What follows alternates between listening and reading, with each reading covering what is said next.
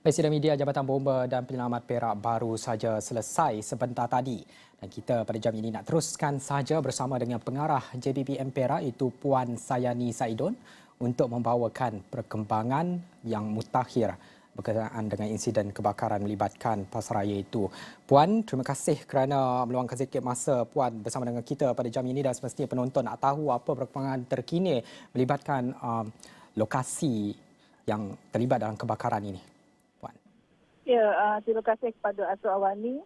Pada masa kini saya masih berada di lokasi kebakaran dan ketika ini pemadaman masih lagi dilakukan.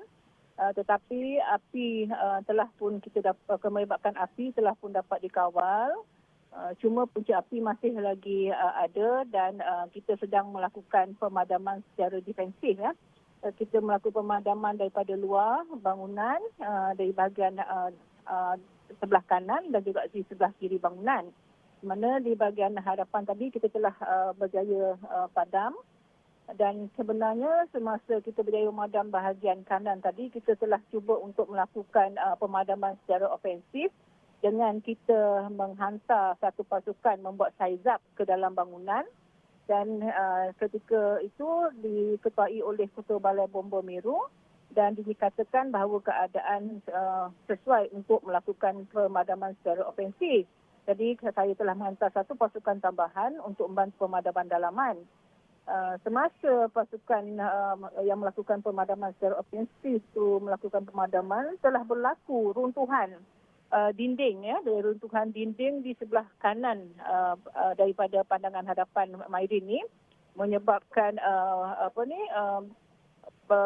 api yang ada dalam bangunan tu marak keluar daripada runtuhan tersebut. Dan pada masa yang sama juga saya telah mengarahkan pasukan yang berada di dalam bangunan untuk melakukan pemadaman secara ofensif untuk keluar daripada bangunan tersebut untuk keselamatan mereka kerana pada waktu itu keadaan struktur kita dapati tidak lagi selamat untuk pasukan berada dalam kawasan bangunan. So setelah membuat penilaian semula, kami telah menyusun semua strategi pemadaman dengan mengambil kira faktor risiko yang ada ya, kerana runtuhan bumbung telah berlaku dan juga runtuhan dinding juga telah berlaku. Jadi kita menukar strategi pemadaman kepada pemadaman secara defensif. Pada masa sekarang kita melakukan pemadaman secara defensif bagi kawasan-kawasan yang masih lagi ada api di kawasan tersebut. Secara keseluruhannya memang 80% telah kita kawal. Cuma sekarang ni pemadaman masih kita lakukan untuk kita memastikan api benar-benar dapat kita kawal sebelum kita membuat overhaul. Jadi sekarang ni boleh saya katakan keadaan terkawal daripada masa sekarang dan juga situasi tidak lagi macam awal tadilah ya, macam terkawal dan dah terkawal dan orang ramai pun tidak lagi mengerumuni kawasan inilah ya, mungkin dah lewat malam. Jadi suasana pemadaman juga kita dapat lakukan dengan lebih baik lagi. Itulah pada masa sekarang ni dan alhamdulillah pada masa kini hingga kini tidak ada sebarang kecederaan di kalangan kita punya pegawai-pegawai yang terlibat dalam operasi pada malam ni.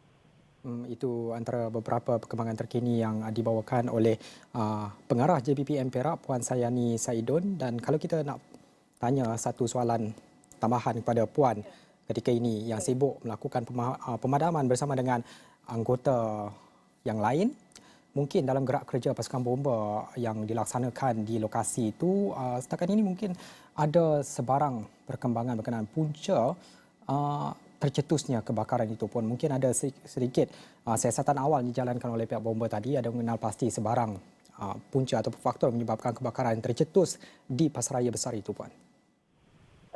Kalau nak katakan punca kebakaran masih lagi kita belum boleh nyatakan sebab kita masih lagi melakukan pemadaman.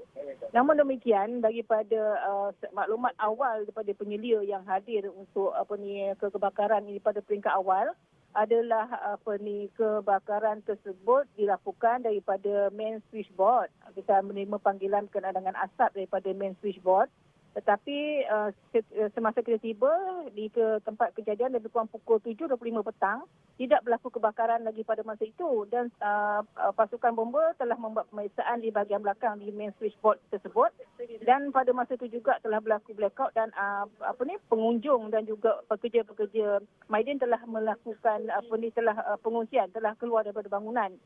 Dan pada semasa proses mereka keluar daripada bangunan itu, tiba-tiba dimaklumkan oleh pengawal daripada syarikat Maidin sendiri bahawa berlaku kebakaran di bahagian bumbung Maidin di bahagian atas.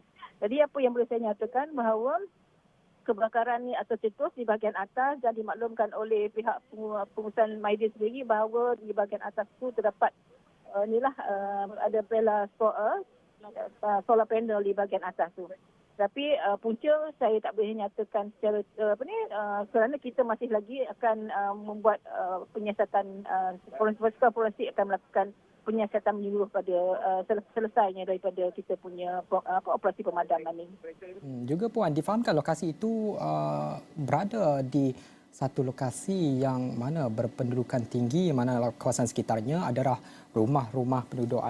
Terdapat sebarang cabaran untuk memastikan keselamatan orang awam, keselamatan penduduk di sekitar itu terjamin. Apa cabaran yang dihadapi oleh pihak anggota dalam usaha pemadaman itu, Puan? Okey, benar. Memang kawasan Maidin terdapat di lokasi penempatan penduduk dan memang berhampiranlah dengan rumah penduduk. Dan tadi saya sendiri pun telah bercakap dengan penduduk di sekitar untuk mereka lebih berhati-hati untuk memastikan tidak ada berlaku sekiranya ada debris yang terkena ke rumah mereka tu, jadi mereka kena buat pengungsian lah, mereka kena keluar pada rumah mereka lah demi untuk keselamatan mereka sendiri.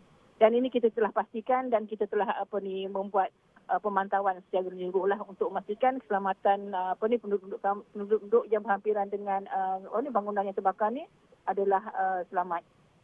Jadi tindakan awal tolong telah bomba buatlah juga tadi.